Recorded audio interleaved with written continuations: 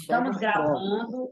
Hoje fizemos a assinatura do Zoom, viu? Esse Zoom que nós colocamos aí. Nós temos. Onde é, Lilian, que nós colocaremos a gravação? Nós vamos colocar no YouTube. No YouTube. A Academia de Letras Jurídicas tem um espaço no YouTube, e então esses nossos encontros, eles são gravados e depois colocados no YouTube.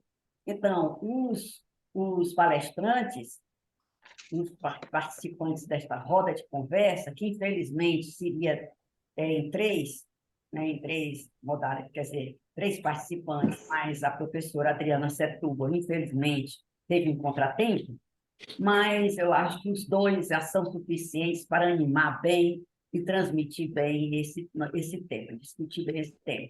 Pois bem, vai ser gravado, e quem não pôde participar, poderão depois assistir no YouTube da APLJ. Certo? Então, vejamos quem vai se manifestar em primeiro lugar.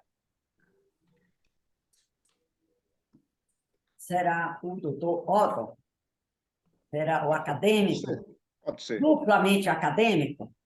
Otton Lustosa, que é acadêmico da nossa PLJ e da APL, eu acho que foi primeiro, participou da Academia de Letras Jurídicas, depois da Academia de Letras. Como foi sua trajetória acadêmica? Primeiro ingressei na Academia de Letras Jurídicas. Primeiro pela Academia de Letras. Um ano depois, ou pouco mais de um ano, na Academia Piauiense de Letras. Então, é mais antigo na nossa academia. Muito bem. Então, eu não recebi o resumo curricular do acadêmico Otton Lustosa, cujo nome é muito comprido, e ele usa academicamente, e como autor que ele é de várias obras, ele tem usado o pseudônimo, aliás, o nome de Otton Lustosa, porque fica mais prático, mais fácil. Como eu também uso Fides Angélica ou Fides Angélica Almático, porque meu nome é também muito comprido, como o do acadêmico Otton. Otton Mário José Lustosa. Tem mais alguma coisa? Torres. Otton Mário José Lustosa Torres. Otton Mário, eu só chamava de Otton Mário quando foi meu aluno, eu tive a honra, né? Eu sou uma pessoa muito agraciada por Deus. Tive a honra de ter grandes alunos. Eu tive a honra e a felicidade de ser sua aluna. Me honram. Eu estive ontem com um ex-aluno, que é hoje uma autoridade, e eu disse: olha, todos estão no meu coração. Todos. Meu coração é muito grande, cabe todos. E me alegra tanto, eu fico tão honrada quando vejo meus ex-alunos serem bem maiores do que eu. E eu tenho tido essa felicidade. Então, Otton Mário José Lustosa Torres, formado em Direito, no concurso Juiz de Direito, com toda a sua capacidade de bem aplicar a lei, com toda a seriedade de um juiz, de um perfil perfeito na magistratura, e chegou ao tribunal, onde exerceu como desembargador os mais exemplares funções que se tem notícia no nosso tribunal. Muito respeitado por ambas as partes que contendiam no tribunal, pelos seus pares, por todos aqueles que o conhecem, nas academias de que faz parte, também é sempre destacado pela sua competência, pelo seu desempenho, e não apenas, mas sempre mantendo a sua maneira simples e despojada de vaidade. É uma pessoa admirável, porque o grande perigo das pessoas que crescem é se envaidecer. Aquelas que não conseguem se envaidecer, aquelas que se mantêm, né, sem vaidade, despojadas de vaidade, são as pessoas mais admiráveis. Então, esse é o nosso palestrante de hoje, que vai iniciar esta roda de conversa. A palavra é sua, acadêmico. Pois não, professora Fides, fico muito honrado com convite, de estarmos aqui hoje em trio, eu, Vossa Excelência, o doutor Rodrigo Vidal, o Rudô da UAB, para esta conversa, de certa forma informal, até porque daqui a pouquinho adentraremos a prática do direito, vale dizer, o direito em juízo, né?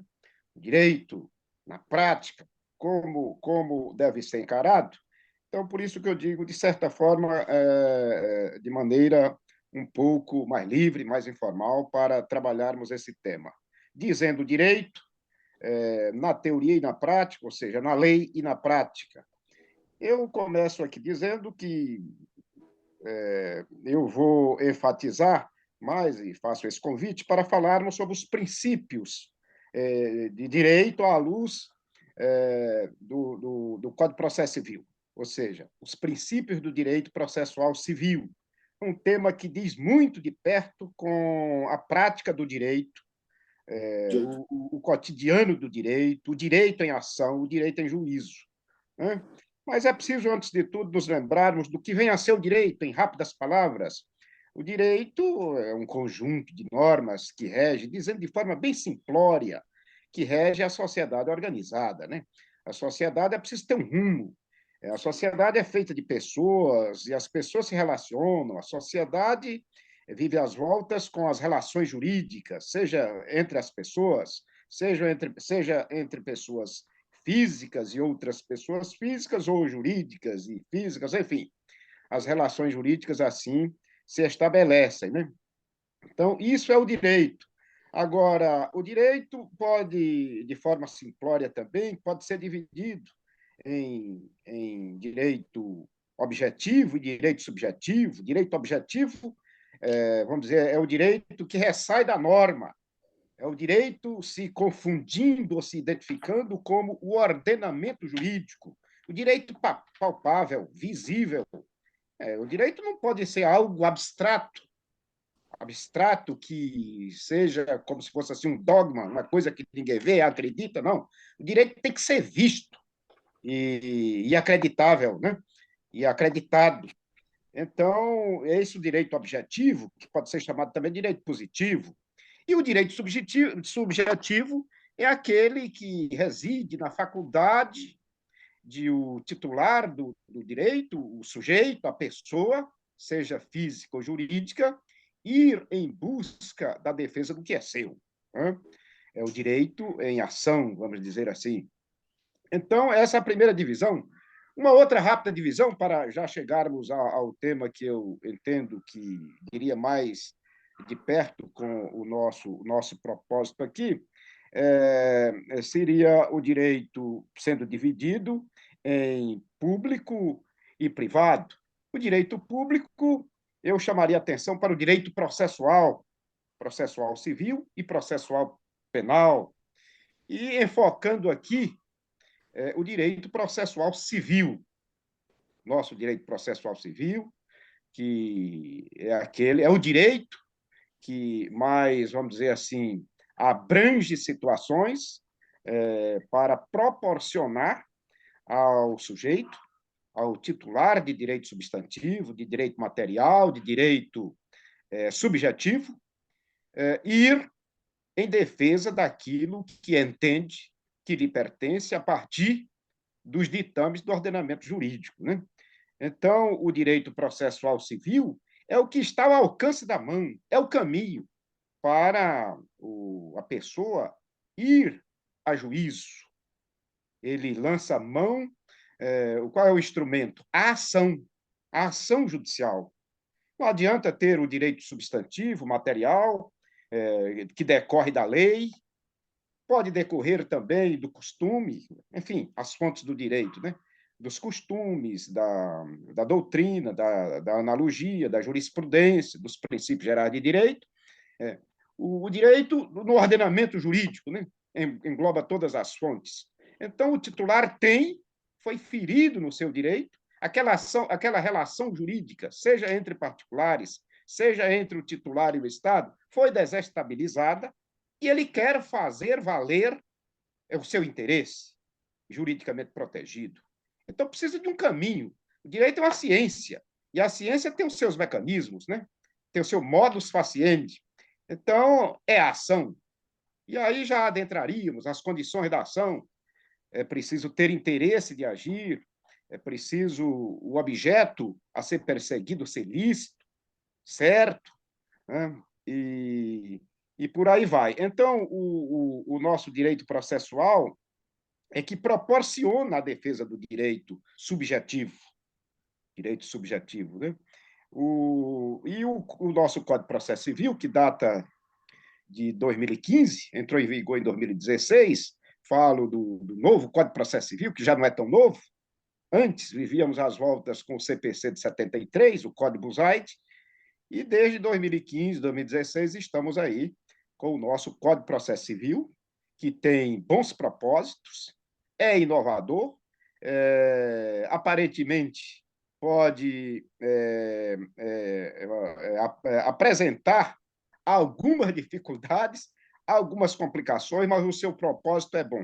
Tanto assim que cuidou de deixar, o processualista de 2015 cuidou de deixar codificados os princípios de direito processual, que tem tudo a ver, decorre da Constituição Federal.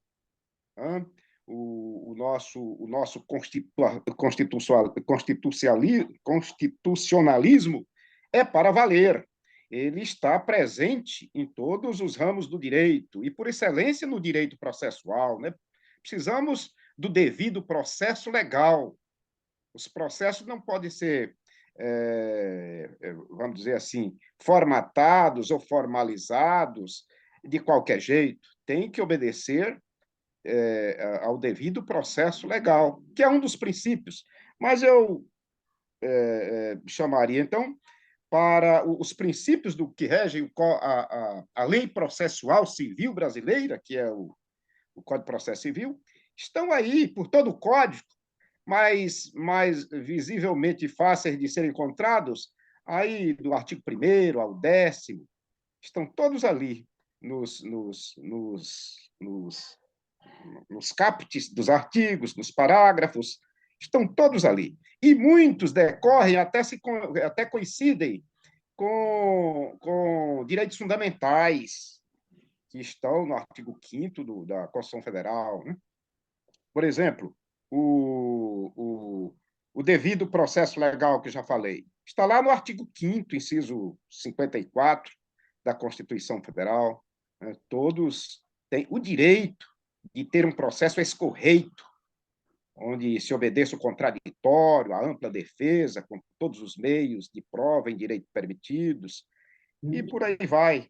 Um outro princípio da dignidade da pessoa humana, no âmbito da processualística, do modo de buscar o direito, de buscar a defesa do direito, as pessoas estão em juízo em relação processual, réu, autor, réu e os outros participantes do processo, mas estão ali assegurados pelo devido processo legal, e as partes, enquanto pessoas humanas, sob o manto da proteção do princípio da dignidade da pessoa humana.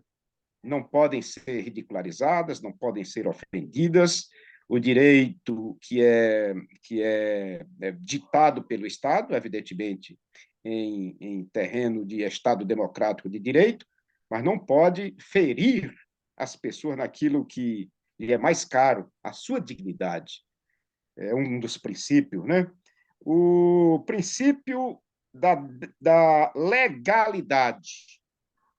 O nosso direito que ilumina, o direito que é visível em nosso ordenamento jurídico, é o que decorre em primeira mão da lei.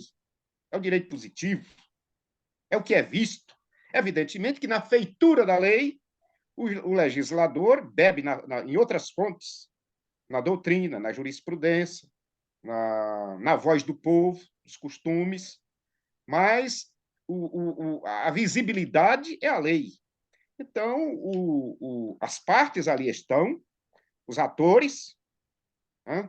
A angularização da relação processual, partes, juiz, terceiros participantes do processo, estão todos iluminados pelo princípio da legalidade. O processo está em solo firme, solo inabalável, que é o da lei. E cada um dos integrantes da relação processual não poderá fazer o que quer, o que lhe der na telha, não. Todos têm que seguir a lei, que, a rigor, em sentido amplo, é o direito, é o ordenamento jurídico. Né? Então, professora, eu paro por aqui, depois a gente retoma, se atenderem aqui a minha proposta de focarmos nos princípios, que é o direito na prática, né? O direito na prática é o direito em ação, é o direito em juízo, é a relação processual. É autor, réu, juiz, Ministério Público, peritos, etc., etc. Né? E a maneira de se fazer isso, como é que a parte vai a juízo? Né? E como é que ela se conduz durante a tramitação processual para alcançar o bem da vida que ela persegue? Então, eu reitero aqui a minha satisfação de poder trocar ideias aqui com a senhora, minha professora, professora de nós todos, lá do Direito Previdenciário, e com o doutor Rodrigo, advogado altivo, preparado, e da OAB, que é ouvidor e ouve muito, né? E ouve muito do que se diz, do que se reclama legitimamente, a propósito exatamente dessas tramitações processuais, vamos dizer assim, que às vezes segue em frente, meio que sem a iluminação devida, refiro-me ao devido processo legal, com alguns atropelos, com alguns ferimentos ao contraditório, à ampla defesa, com presença de deslealdade de partes, e por aí vai. Com a negativa de acesso à justiça, nem todos são ricos para pagar as pesadas custas judiciárias, né? Mas a parte tem o direito do acesso à justiça. Está na Constituição Federal. É um dos princípios aqui do Código de Processo Civil. Então, com essas breves palavras, eu proporciono aqui, para a nossa satisfação, a nossa ilustre presidente, aqui da roda de conversa, passar adiante a palavra.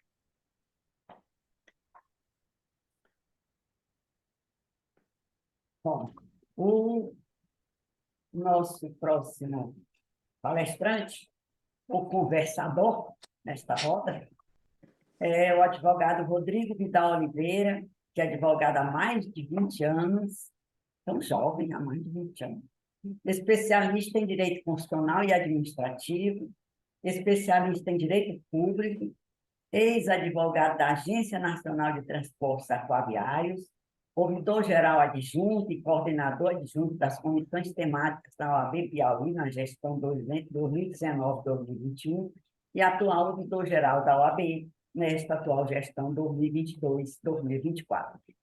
Uma palavra com o doutor Rodrigo Vidal.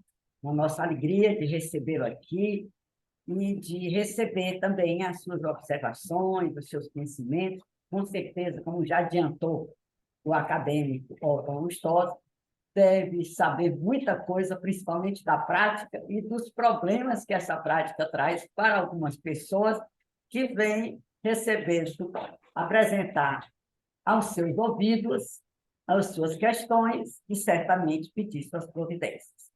É um prazer muito grande tê-lo aqui conosco e o prazer maior será de ouvi-lo, com toda certeza. Bom, primeiramente, boa noite, minha eterna presidente, professora, doutora Fides Angélica. É um prazer incomensurável participar, me sinto muito honrado em ter sido convidado, chamado para essa roda de conversa com tão excelentes, na sua excelência, professores, membros acadêmicos desta tão respeitosa academia. Eu me sinto aqui, eu sou um aluno de todos vocês, fã de todos vocês. Quero agradecer doutor Otton também, doutor Otton Lustosa, É um prazer conhecê-lo, estar virtualmente aqui, mas é um prazer ouvi-lo, beber, como diz um grande amigo meu, beber de vossa sapiência, de vosso conhecimento, né? Eu acredito, doutora Fides, que todos nós, em determinados momentos de nossas vidas, nós ensinamos mais, aprendemos mais. Isso depende daquele momento que você está na vida, né? Eu ainda estou naquele momento de aprender, de beber da fonte, né? Eu acredito que, e pode ser que para muitos, alguns mais jovens do que eu, né, do que nós, estejam se espelhando em nós, estejam, né, bebendo da nossa fonte também. Mas, neste momento, nesta noite, eu quero só agradecer. Para mim é um privilégio, é um orgulho, eu estou em êxtase aqui pelo fato, simplesmente pelo fato de estar entre os senhores. Agradecer também aqui a presença do Dr. Marcelino Barroso, né, acadêmico, acredito, acadêmico da nossa academia aqui, e dizer, Dr. Otton, que depois de suas palavras, eu acredito que nós podemos fazer até fazer uma divisão aqui da sapiência de Vossa Excelência no tocante à doutrina e o porquê não, justamente daquilo que trouxe a doutora Fides, da prática, né, de um advogado, de uma pessoa de gestão, de ordem, em que recebe, que realmente aqui nós estamos para ouvir, mas ouvir, doutor Otton, de uma forma de escutativa, né, de dar aquele direcionamento àquele cidadão que procura ao Rodrigo Vidal como advogado ou ao Rodrigo Vidal como ouvidor da ordem, né? Então, a prática no tocante ao nosso tema, né, o direito na prática, ele, da nossa parte aqui da advocacia, doutora Fides, nós tentamos sempre direcionar aquilo que o cliente, aquilo que o cidadão, enfim, aquele que nos procura, e tentar, da melhor forma, fazer a solução, dar a solução para a angústia dela, né? Não à toa que nós temos agora outras práticas da advocacia que tem a lei, obviamente, como seu basilar, mas que fazem com que nós busquemos, em virtude justamente de talvez uma justiça morosa, uma justiça um tanto quanto complicada de se ter o acesso, a exemplo aqui no Piauí de ser uma das justiças mais caras, né, da federação. Então, nós temos, hoje em dia, a possibilidade de fazer chegar a lei, chegar o direito, chegar a justiça àquele que nos procura, em primeiro momento, ao advogado, tentar, da melhor forma, de uma forma mais célere, ter a angústia dele sanado. A angústia sanada. Então, os pormenores, a questão... Eu tenho que abrir um parênteses aqui, daquilo, doutora Fides. Eu não sou daqui, né? Não sou do Piauí, eu sou de Brasília. E há 14, 15 anos atrás, quando eu cheguei, eu vou falar um pouco para os senhores da dificuldade que eu tive ao chegar para advogar aqui no Piauí, né? Onde eu encontrava, doutora Fides, uma das áreas que eu costumo militar, a área de família. Eu nunca me esqueço naquele fórum lá no centro, né? O Fórum Cível e o Fórum da Família ao lado. Nós tínhamos o expediente forense, o expediente até às 14 horas, né? E eu nunca me esqueço que eu chegava e advogado trabalha com o quê? Com prazo, né? Advogado trabalha com aquele cumprimento de prazo. E aí, pois bem, em Brasília, acostumado, e lá em Brasília, o expediente vai até às 19 horas. Então, se o advogado tinha o prazo, doutor Otton, até às 19 horas, até às 19h10, 19h05, tinha algum servidor para receber a peça, né? Receber o prazo, porque ou era tempestivo até às 19 horas ou era intempestivo às 19h01. E aqui, ao chegar aqui, doutora Fides, eu chegava aqui às 13h30, lá no Fórum de Família. Rapaz, a guardete olhava assim para mim, né? Não era nem servidora, era só a que ajudava na guarda. Aí eu olhava assim, doutor, mas também o senhor vai chegar. E aí encontrava a porta meio que fechada. E aí, mas doutor, também o senhor está chegando às 13h30? Eu, sim, mas aqui funciona até às 14h ou até às 13h30? Não, é até às 14h, mas eles têm que se preparar para ir embora. Aí eu, meu Deus do céu, gente. Então, ou seja, nós estamos falando aqui de direito, nós estamos falando de lei, mas quando eu cheguei aqui no nosso querido estado do Piauí, eu chegava assim, o ordenamento jurídico, doutor Otton, doutor Marcelino, doutor Plínio Valente, boa noite. O ordenamento é o mesmo. Né? Boa noite, doutor. Boa noite. O ordenamento é o mesmo. No entanto, a forma de se aplicar a lei, eu acho, a forma de se aplicar este ordenamento é que tem as dificuldades nos diversos momentos, né?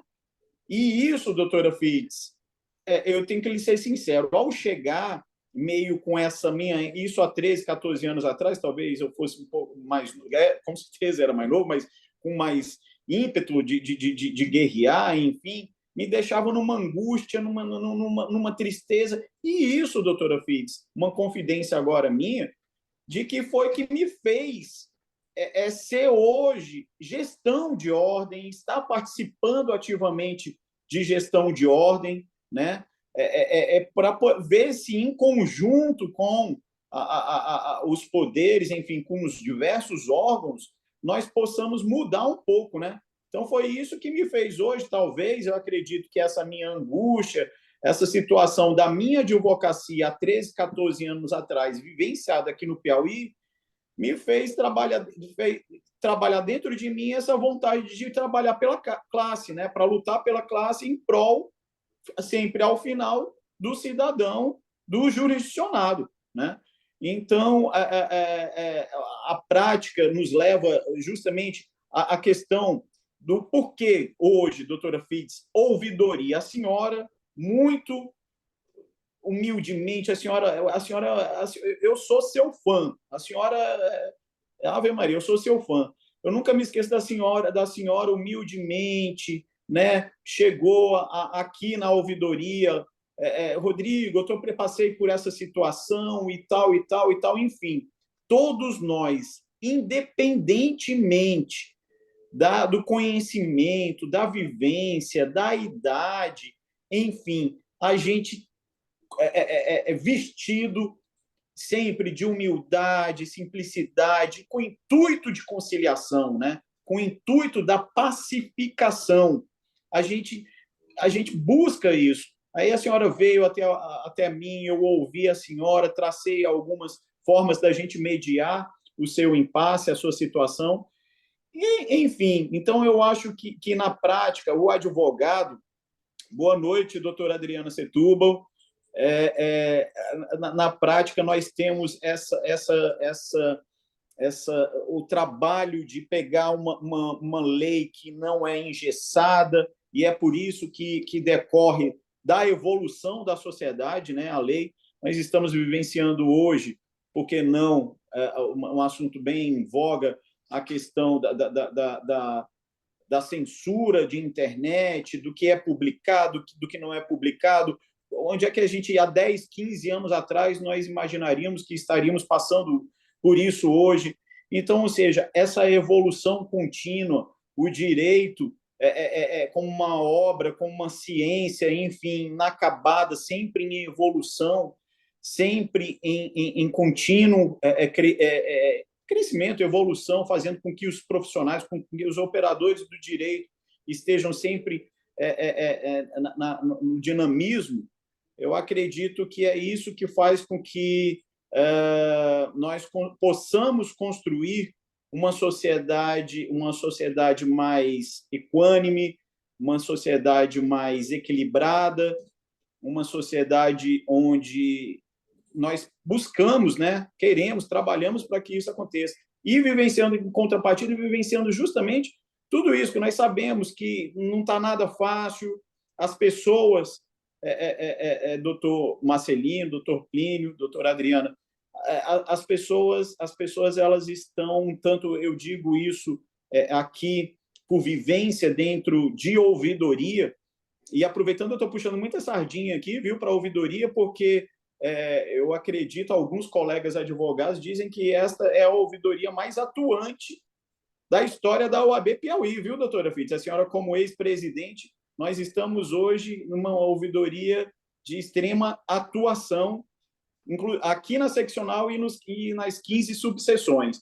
Enfim, as pessoas buscam os seus direitos, as pessoas buscam as informações, as pessoas veem a ouvidoria e nós percebemos o tanto quanto a sociedade ela está, sim, passando por sequelas, talvez, de uma pandemia, ou passando por uma situação que não tá fácil, não está fácil. Né? Então, nós temos uma árdua tarefa, uma árdua missão de fazer essa composição, essa pacificação social. Meus amigos, meus professores, meus diletos professores, eu só tenho a ouvi-los. Né? O que eu disse aqui, eu acho que não tem nem pé nem cabeça, mas era um pouco do que eu queria passar para os senhores, para os nobres acadêmicos, doutos acadêmicos, até os espectadores que depois assistirem, venham a assistir essa nossa roda de conversa pelo YouTube. Eu só tenho a ouvir e agradecer neste momento, dizer que sou fã de cada uma, mais uma vez reitero isso, e dizer que hoje eu sou um homem muito, muito feliz esta noite por estar aqui no meio de vocês. Então, por favor, doutora Fitz, passo a palavra para a senhora, vamos conversar com todos, vamos nos interagir da melhor forma possível e agradecer mais uma vez. Gratidão. Muito obrigada. Nós aqui agradecemos a sua participação, a sua experiência de ouvidoria, a sua experiência de advogado. E eu solicito a professora, doutora e acadêmica Adriana Setúbal, se ela que já estava escalada e estava com alguma impossibilidade, mas felizmente conseguiu, né, chegar a tempo de se manifestar também sobre esse tema tão rico, que é esse tema sobre o direito. Professora Adriana, que é professora, advogada na área de direito civil, principalmente direito comercial, ela que é doutora 2 vezes, praticamente, porque ela fez todos os créditos, já estava trabalhando na tese lá em São Paulo, e teve que vir para o Piauí. Aqui, as atividades e não só familiares, mas outros obstáculos fizeram com que ela perdesse o prazo do seu doutorado, mas ela, como é uma lutadora, ela fez o concurso, ela foi professora muito querida e muito admirada no Instituto Camilo Filho, onde eu tive a oportunidade de conviver muito proximamente a ela, e também ela fez concurso público para a Universidade Federal do Piauí, da qual ela hoje é ilustre-professora, e voltou a estudar o doutorado, cursou o doutorado, hoje ela é doutora, eu digo 2 vezes, porque ela já tinha feito um doutorado, já estava bem adiantada nos seus estudos de tese, mas fez tudo de novo, que isso é um grande exemplo, né, de determinação, de amor aos estudos, e hoje ela aplica os seus conhecimentos profundos do direito na Universidade Federal do Piauí, inclusive na pós-graduação. É nossa acadêmica para a nossa alegria e nossa honra. Portanto, com a palavra aí a acadêmica Adriana Setúbal. Boa noite, professora Fitz, professor Marcelino, doutor Otton, doutor Plínio, nosso ilustre conferencista, obrigada pela presença. A professora Fitz ela é muito gentil, né? A professora Fides, ela é extremamente gentil. Então, acho que a gente pode até dar um desconto em tantos elogios, professora, eu nem mereço tantos. Muita bondade sua, muita bondade sua. Sou só uma esforçada. E tenho boas referências, excelentes referências. Quando eu cheguei aqui em Teresina, não me lembro como se fosse hoje, uma conversa com o professor Marcelino lá na Camilo Filho, e foi assim um impacto para mim, porque como eu não me formei em Teresina, então eram lendas para mim, né, que já conhecia, professor Marcelino, professora Fitz, professor Charles. Meu Deus, conversar com eles assim era assim, é meu título, né? E o professor Marcelino me recebeu, me lembro muito bem, até a configuração da sala onde o professor Marcelino ficava no início. Depois a professora Fitz foi nos coordenar, e aí pronto, o curso ganhou ainda mais brilho, foi maravilhoso, foi uma experiência, um prazer enorme estar próximo aos dois, que, enfim, foi maravilhoso. E realmente pedir desculpas aí pelo atraso, mas hoje retomamos as aulas na universidade. E meu horário de sala de aula era justamente esse, então, por isso do atraso, né? A gente ainda está tentando organizar nosso semestre letivo. Hoje nós estamos começando 2023, primeiro período, em maio. Mas vai dar certo. Mais um ano e meio aí, eu acho que a gente consegue se organizar aí direitinho e voltar às boas. Meus filhos falam para mim, mãe, quando é que nós vamos ter férias juntos? Meu filho, vamos lá, até a maioridade de vocês a gente consegue, porque nunca mais coincidiu. Mas, enfim, como a professora Fitz mencionou, é um tema assim muito amplo. E do ponto de vista da minha experiência como docente, eu acho que a gente tem um grande valor, encontra grande valor nesse debate.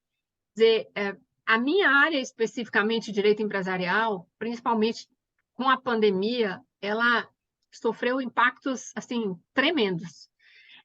E esses impactos vivenciados ali na atividade econômica repercutiram na aplicação dos instrumentos legais, sem dúvida alguma. Então, a gente tem um debate muito intenso, principalmente no que concerne à Lei de Falências e Recuperação de Empresas, que é a nossa aplicação prática mais atual, digamos assim, né, mais pertinente com o momento empresarial. A gente tem quase uma dissonância, um dissenso completo entre os termos da lei e a aplicação prática.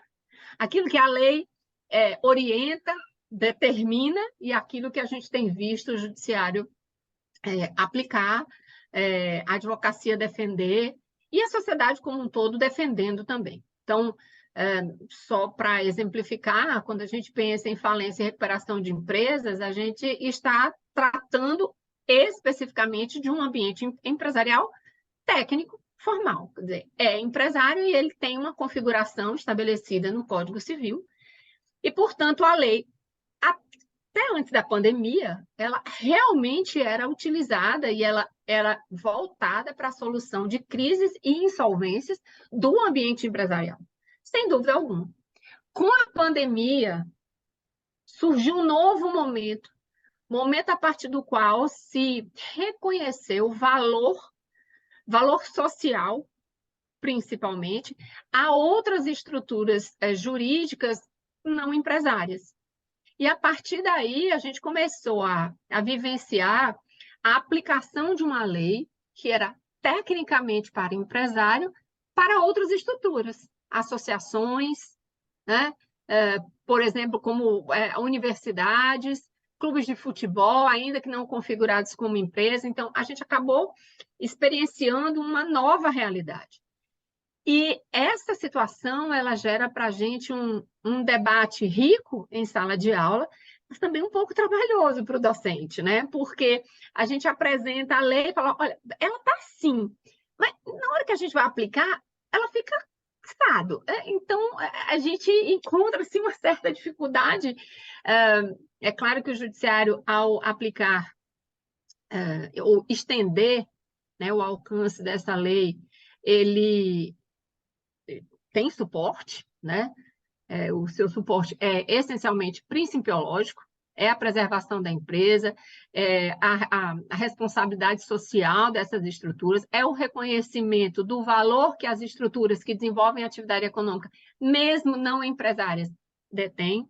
Então, a gente tem elementos, né? A gente tem elementos práticos ali, né, que nos sugerem essa releitura e essa aplicação do direito em modo elástico. O que nos fica, assim, como reflexão para esse novo momento, pelo menos no direito empresarial, que é onde eu me sinto mais à vontade a falar, é que a gente precisa insistir, né, insistir com os alunos, e agora minha disciplina, que sempre foi uma disciplina de meio de curso, agora ela é no final do curso, então eu pego os alunos saindo da universidade, prontos para aplicar. Então, a insistência que a gente tem é no sentido de que eles se ocupem com uma boa formação. Porque, é claro, é possível argumentos ricos de vários lados. Eu não preciso estar voltada para um único argumento para que ele seja rico tecnicamente. E o esforço que a gente faz com os alunos é justamente no sentido de que eles construam bons argumentos técnicos, eventualmente para conduzirem uma mudança na legislação. Esse é o caminho, né? Quando eu vislumbro o texto legal assim seco e a experiência social, para mim é muito claro. A lei ela nunca vai dar conta de resolver situações, pelo menos na minha área, né, que é uma área que é dinâmica, né? A legislação não vai dar conta de resolver as nossas necessidades naquele momento. Ela vem atrás, a sociedade está correndo na frente e a lei está correndo atrás, tentando oferecer segurança e regular de alguma maneira. Então, o esforço é da construção técnica de argumentos que levem para a prática e da prática para a lei. Seria esse o caminho ideal, né? A gente pudesse reconhecer a necessidade de proteção de determinadas categorias, a partir disso, aprofundando tecnicamente e conduzindo uma mudança da legislação para que a gente possa viver um ambiente de segurança. Me preocupa um pouco, não obstante, por exemplo, concorde com a ampliação da aplicação da lei a estruturas não empresárias, me preocupa o fato de a gente desrespeitar flagrantemente a lei. Porque a lei diz, a lei se aplica a empresário. E eu estou aplicando a não empresário. Então, é muito complicado você dimensionar essas realidades. Então, quando a professora Fitz pensou nesse tema, né, para a nossa roda de conversa, eu imediatamente fiquei pensando no conflito que eu, como docente, vivencio, de ter que apresentar a lei e, ao mesmo tempo, ter que dizer para ela, olha, a lei é essa, mas ela não está exatamente sendo cumprida assim. Ela não está exatamente sendo utilizada assim. Eu lembrei do tempo na faculdade, quando, em São Paulo, eu estudei Direito Administrativo, professora Fitz. E o meu professor de Direito Administrativo dava uma aula belíssima, era tudo tão redondo, tudo tão técnico, ético, redondo. E foi uma época, ali foi bem quando surgiu a lei de licitações, que a imprensa só noticiava fraudes. Era só fraude, era só fraude. Eu digo, minha Nossa Senhora, como é esse direito? Que meu professor fala que é de um jeito e eu encontro... Quer dizer, eu meio que aprendi direito administrativo no inverso. O professor está dizendo isso, então estão fazendo aquilo. Estão fazendo aquilo, então é porque é isso. Foi assim um pouco tumultuado o meu aprendizado de direito administrativo, porque eu realmente não encontrava na prática a lei. E eu acho que não só na minha disciplina, mas talvez a gente, no âmbito do direito privado, talvez experiencie essa situação também em outros ramos, né? Mas no direito empresarial, como disse, em decorrência da pandemia, a gente realmente tem vivido esse novo movimento, né? Essa nova situação, muitos dizem era o natural, era o esperado, mas a gente tem também, nesse sentido, um questionamento, porque a legislação de falência foi alterada em 2021, quer dizer, a gente já estava na pandemia, essa leitura atualizada já poderia ter sido feita e não foi opção do legislador. Então, reforçando a necessidade de que a gente tem que cuidar no texto da lei, né? A gente tem que atentar para o texto da lei. A gente pode construir, estender, ampliar. Isso faz parte do processo de evolução. Mas a gente precisa ter um certo cuidado. Nós tivemos a oportunidade de alterar a lei para incluir para além de empresário. Não alteramos. O legislador não quis alterar. Então, tem uma informação aí que a gente precisa trabalhar. A gente precisa cuidar, né? Eu me lembro também, quando eu iniciei a faculdade, sempre muito ousada, comecei a faculdade, um mês depois, eu vi na faculdade, uns 15 dias depois que eu tinha iniciado o curso, Congresso Internacional de Direito Alternativo em Florianópolis. Eu falei, vou fazer. E foi ótimo, vi várias autoridades falando de direito alternativo, mas eu não conhecia nem o positivo, quanto mais o alternativo. Então, assim, foi uma vivência incrível para que eu pudesse perceber naquela oportunidade a riqueza daquela área que eu estava entrando e que permitia uma diversidade assim tamanha de pontos de vista e de condutas práticas que eu fiquei, meu Deus, realmente isso aqui é um mundo, né? Então eu acho que o que fica, né, assim, na minha fala assim muito breve, até porque as falas mais importantes, uma já aconteceu e a outra ainda vai acontecer. Eu estou aqui só mediando, né? Eu acho que o que fica é essa necessidade, enfim, de nós que somos atuantes, né, atores do direito, seja como advogados, juízes, docentes, a gente tem que trabalhar essa capacidade de adequação, mas, sobretudo, adequação ética e técnica. Porque não é de qualquer jeito, não é porque é meu cliente, tá nesse sentido que eu dali vou tirar da lei algo absurdo que não existe tecnicamente nem eticamente. Então, isso me preocupa demais. E eu insisto com os meus alunos que estão saindo, estão no nono período, essa turma que começa agora, está no nono período, daqui 3, 4, 5 meses, estão fazendo o exame da ordem, eles terminam o nono período comigo já aprovados no exame da OAB. E, enfim, já até o olhar deles muda no 10º período, eles já estão assim meio advogados mesmo. Então, meu esforço ali com eles é no sentido de mostrar a necessidade de solidificação desses princípios, dessas condutas. Aí sim, eu acho que a gente vai ter segurança jurídica efetivamente na nossa prática. Não quero mais ocupar. E então, professora Fides, agradeço e devolvo a palavra. Muito obrigada, foi bem interessante. Ela veio com outra maneira de ver as coisas. E eu pergunto aos dois participantes da roda de conversa, ao acadêmico Otton e ao advogado Rodrigo Vidal, se querem, em razão das colocações, ao acadêmico Otton, os dois outros, e ambos, né? Os dois que já se manifestaram. Se tem alguma colocação, algum questionamento, alguma... Bom, quero cumprimentar os acadêmicos Adriana Setúbal, Marcelino Barroso, Plínio Valente. Vi que chegaram quando nós já havíamos começado, inclusive eu já havia feito a minha breve fala, deve ter sido aí uns 5 minutos, ou pouco mais, né? Doutor Otton, fique à vontade para qualquer coisa de falar mais. Certo.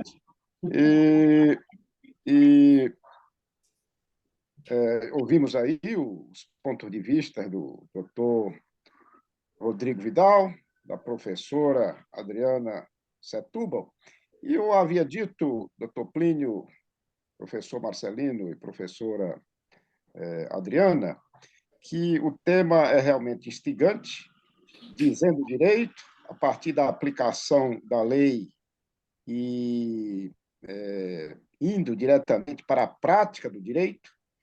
Eu até cunhei a expressão direito em juízo, tracei breves considerações a propósito do conceito de direito, de forma bem singela, bem simplória, porque o nosso propósito era exatamente adentrar nessa seara aí do direito, a dinâmica do direito em juízo, o direito visto como uma triangulação processual, né? Direito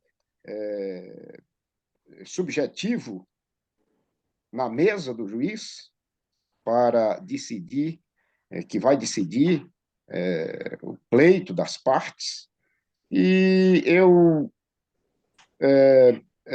frisei a propósito da divisão do direito, chegando lá no direito público e privado, e focalizando no direito público e, mais especificamente, no direito processual civil, que é a ferramenta fundamental para a defesa do direito. Evidentemente que temos aí outros ramos do direito penal, direito trabalhista, mas o processual civil ele é mais abrangente em juízo, né? Até nessas outras áreas aí, o direito trabalhista, se socorre bastante do direito processual civil, né? As voltas lá com as perícias, eu ousaria dizer mesmo que até lá no direito penal, quando se fala em alguns temas, recorda-se, não se aplica, evidentemente, de forma efetiva, mas os elementos auridos lá do direito processual civil são de grande utilidade. Então, e eu focava nos princípios de direito. Eu falava do Código de Processo Civil, de 2015, o nosso Código em vigor, que foi feito com os melhores propósitos, tem lá suas dificuldades na hora da prática, lá na comissão, no Congresso, com aquela pleia de juristas, lá as voltas com as discussões, a doutrina, então na academia, mas na hora da prática, aí afloram as dificuldades. Mas também dá para ver nitidamente, nas entrelinhas e nas linhas, nos parágrafos, nos capts, nos artigos, nos incisos, dá para ver as facilidades. O código é democrático, o código proporciona buscar-se o mérito da causa, resolver a questão, implantar no âmbito do litígio para afastá-lo de vez a solução esperada com a consequente pacificação social, né? É esse o propósito da nossa lei processual civil. E eu falava dos princípios. E os princípios estão aí no Código de Processo Civil, bebem na fonte da Constituição Federal, né? O nosso direito processual ele não poderia ser de forma diferente, como todos os ramos do direito, tem que estarem debaixo do guarda-chuva da Constituição Federal, né? Da nossa Constituição. Então, alguns princípios do processo civil brasileiro coincidem com as garantias constitucionais, lá do artigo 5º. Por exemplo, eu já falei aqui rapidamente do princípio da dignidade da pessoa humana, princípio da legalidade, o devido processo legal, né?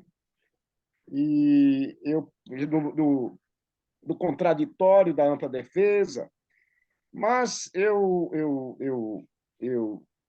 do princípio da publicidade, falo agora, que decorre da Constituição Federal, aliás, está lá, todos os julgamentos são públicos no âmbito do Poder Judiciário, evidentemente que há as exceções, e na hora da prática jurídica em juízo, todos os atores, juiz, partes, advogados, Ministério Público, terceiros lá no processo,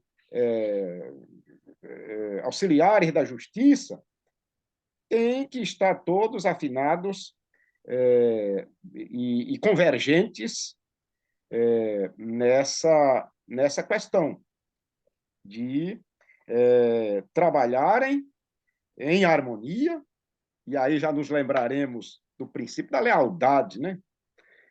As partes, todos os envolvidos, têm que trabalhar em harmonia, buscando o fim do processo de forma correta, leal, lícita, escorreita, né? Então, os princípios são de grande valia. Conhecer os princípios é transitar bem pelo terreno da processualística civil no Brasil, tendo grandes facilidades para a advocacia, para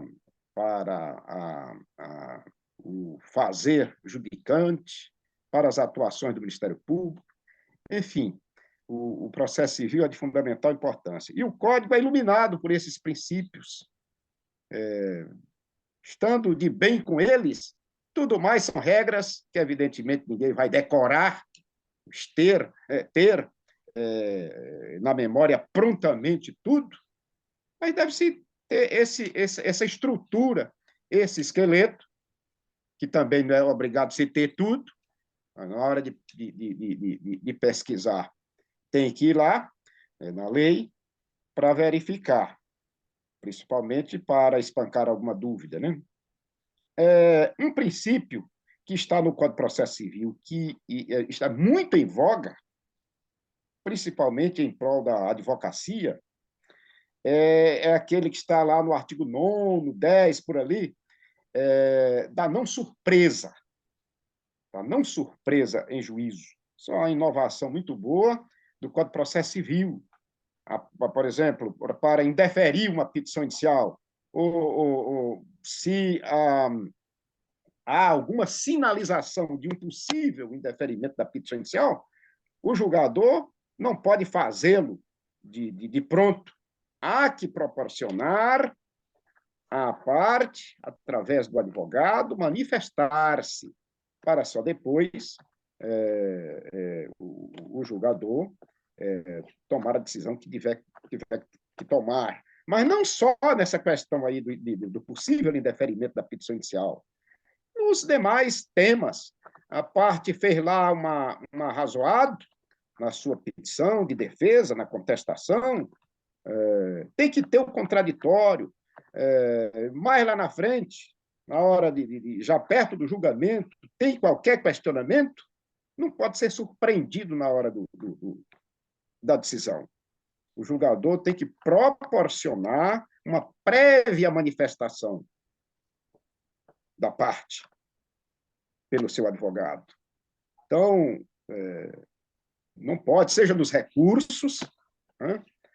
Também não pode surpreender a parte que defendeu, a outra parte, vamos dizer, argumentou, ou a própria parte, essa a quem poderá ocorrer o prejuízo, argumentou, e o juiz pode correr o risco de interpretar mal.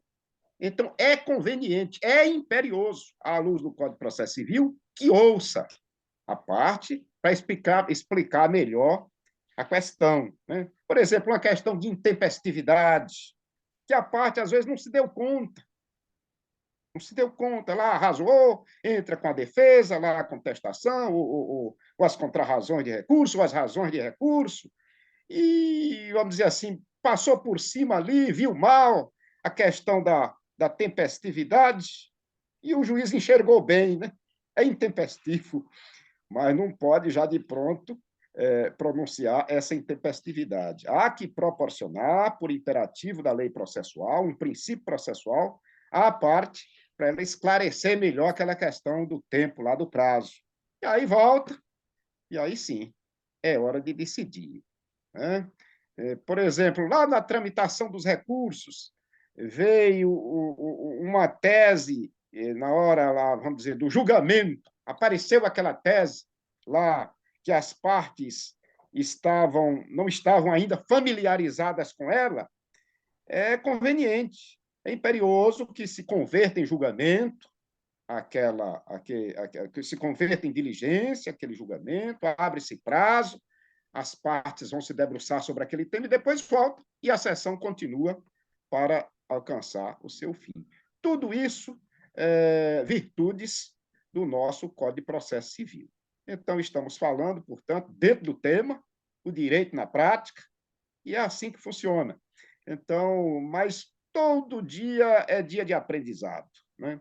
Juízes, advogados, todos nós, os atores do processo, estamos sempre intercambiando esses aprendizados. É uma soma de todos, buscando a pacificação social através da feitura do processo. Não há mais aquela cultura de abreviar tempo a despeito, de abreviar fim de processo a despeito de produtividade, de imposições de quem quer que seja. O próprio CNJ difunde e exige essa cultura de buscar o fim do processo indo no âmago dele, no mérito, pronunciando o direito e estabelecendo a pacificação social.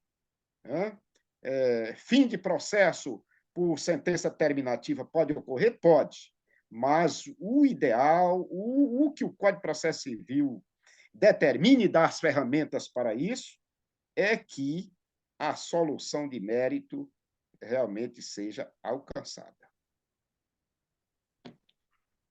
Alguma outra manifestação? Excelente. Professor Marcelino, o Plínio, uma manifestação? Eu quero parabenizar aos três participantes deste debate, dizer para o acadêmico Otton Lustosa que eu entrei no bonde quando ele estava pilotando, né?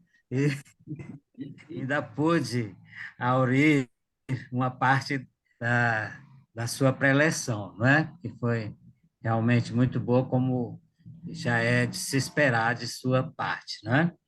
E dizer para o doutor Rodrigo Vidal também que eu fiquei muito feliz em saber que nós temos na OAB uma ouvidoria que está realmente se abrindo para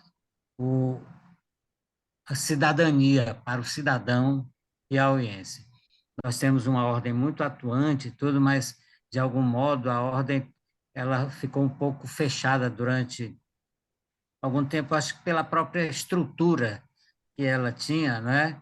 E esta ouvidoria, ela, de algum modo, ela serve, inclusive, para servir de filtro para que nem todas as demandas cheguem ao Tribunal de Ética e Disciplina. Eu acho salutar, penso eu que ela esteja também realizando este papel, né? Com relação ao eixo do tema, né, eu, como advogado bissexto, me digo com toda a sinceridade, vejo muita dificuldade, ainda hoje, né, que no exercício da advocacia nós tenhamos que nos defrontar com situações em que agentes públicos, tanto do Judiciário como do Ministério Público, não deem ao processo a devida celeridade, né? Nós temos comarcas aqui no Piauí, eu acredito que a ouvidoria da OAB já esteja ciente disso, nós temos comarcas em que os juízes, né, sobretudo depois que se criou esta facilidade da presença virtual, né, em que os advogados praticamente não têm mais acesso a determinados magistrados e a determinados membros do Ministério Público. Eu acho que esse doutor Rodrigo Vidal já deve estar se deparando com esse tipo de problema e certamente a OAB deve se posicionar. E a outra coisa também é que eu vejo, né, em todas as falas, né, passam ideias que são, sobretudo, ideias avançadas, né, muitas das quais começaram, professora Adriana, lá em Santa Catarina e no Rio Grande do Sul, mas tendo como precursora a Universidade de Brasília, onde Roberto Lira Filho lançou as primeiras bases do chamado direito alternativo. Então, foi nesses encontros de que a acadêmica participou, e dos quais eu participei em várias ocasiões, inclusive alguns que eram reuniam juristas e estudantes de vários países da América do Sul, e que se fixaram também as primeiras linhas do chamado direito achado na rua, né?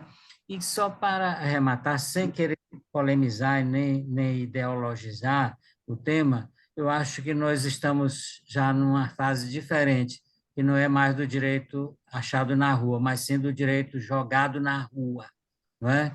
Por operadores que usurpam as funções dos outros, não é?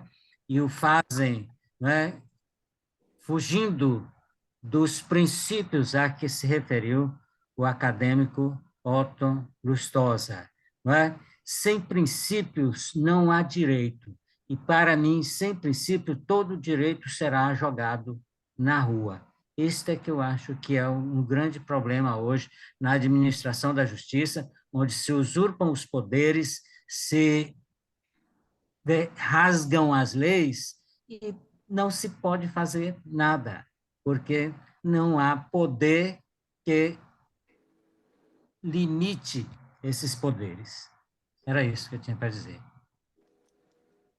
Mais alguma manifestação?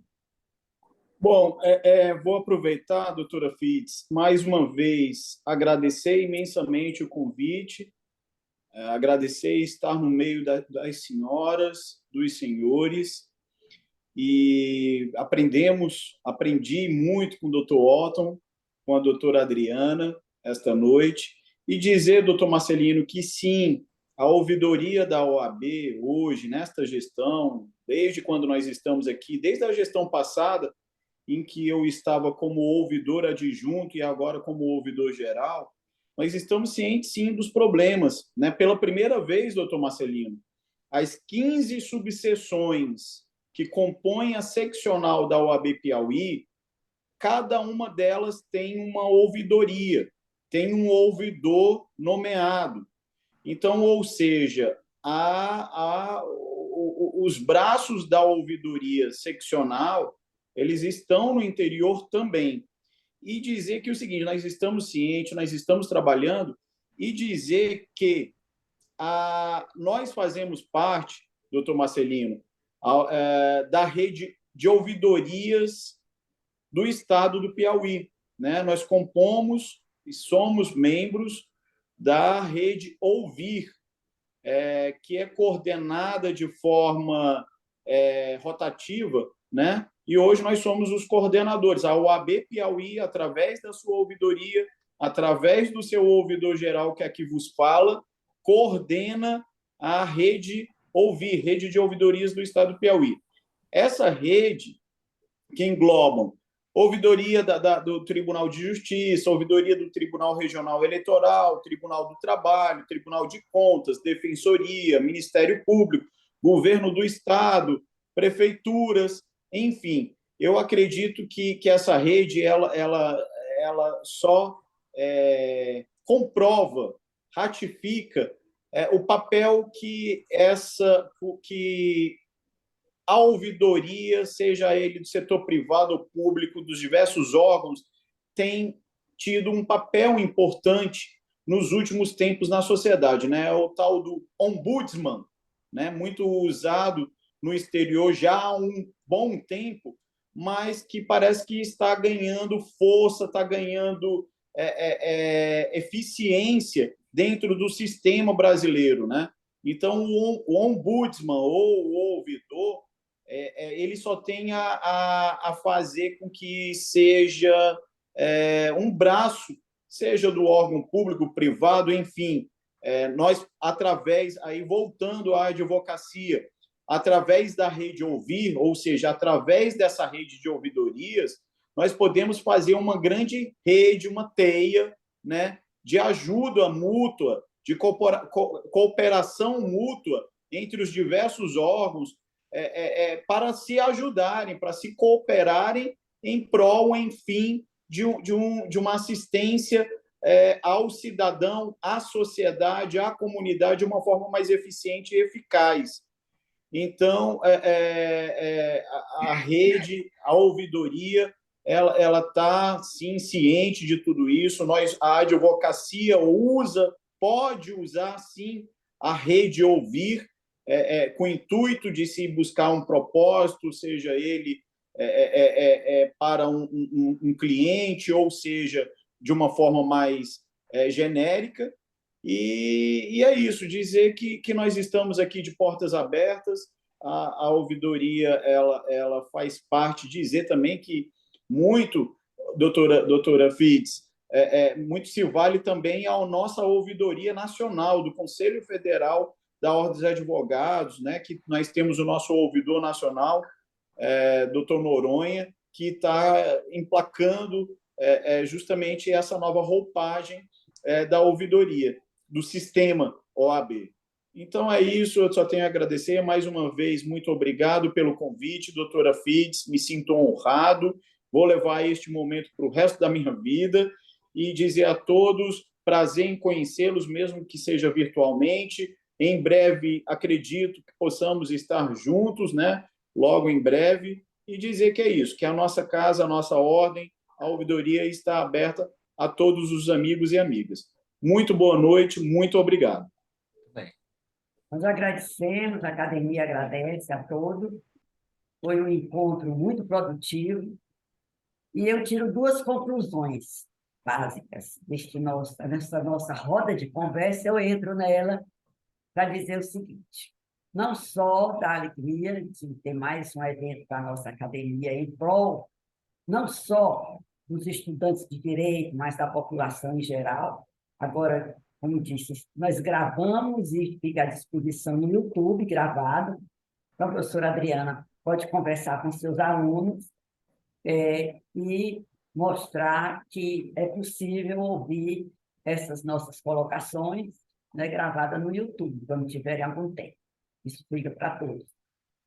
Uma segunda observação que eu quero fazer é a maravilha que é uma roda de conversa em que nós temos visões diferentes, porque nós temos pessoas que têm vivências diferenciadas, apesar de ser tudo em volta do direito, na teoria e na prática.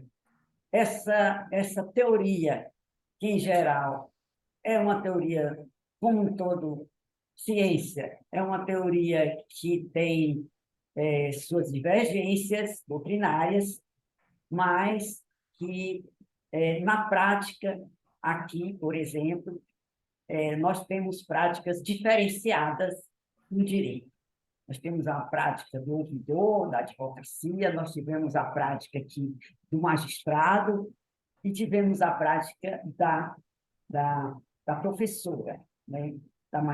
Daquela que está lidando com o aluno, e também em várias maneiras de ver o direito, nas várias formas de atuação do direito.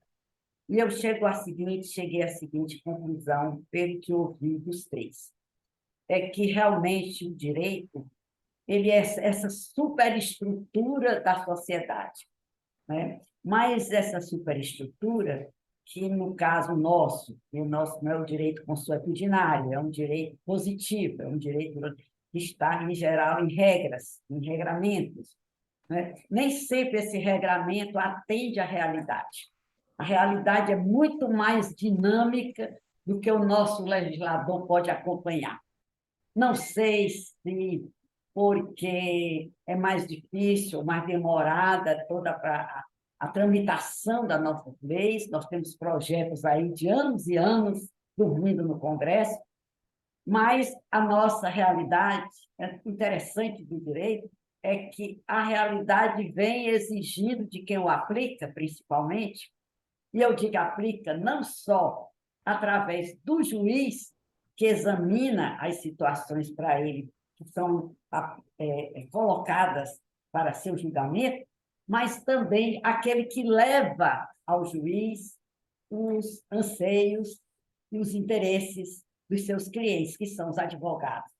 Então, essa prática do direito é uma prática que envolve várias partes, né? E várias maneiras de ver esse direito, e várias maneiras de colocá-los, e várias maneiras de interpretá-lo, né? Então, é isso aí.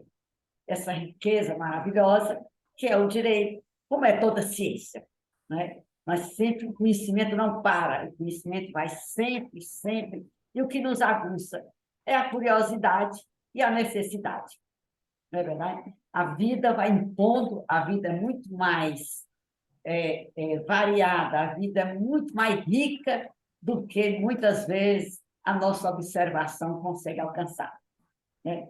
E essa vida que impõe as soluções, né? Nós temos que correr atrás dessas soluções. Muito obrigada, de coração, a nossos acadêmicos e presentes, ao nosso colaborador, advogado, que aqui conosco conversou sobre este assunto tão maravilhoso e tão palpitante, que é o direito na lei e na prática.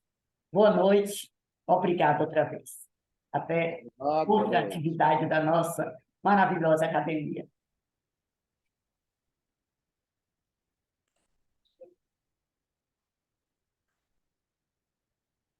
Tem que vir aqui. Não, aqui.